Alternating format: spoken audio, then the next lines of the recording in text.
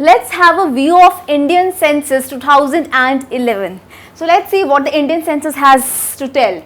Let's begin with Indian Census. What is a census? First, census is an official survey of entire population. The government of India conducts a census once in 10 years.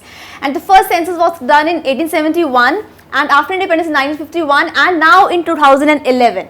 The population of India in 1951 was 36 crores and now it is 121 crores. So India has 2.4% of the world's land area but has 17.50% of this world population. And Uttar Pradesh is highly populated and Sikkim is very thinly populated, least populated state of India.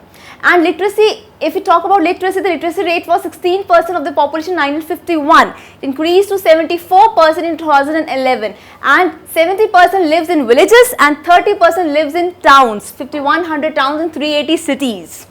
And age group, 65% of the population is below the age of 35 years. And next we talk about the language. 41% of Indians speak Hindi while the rest speak regional languages. This was what about the census of India 2011.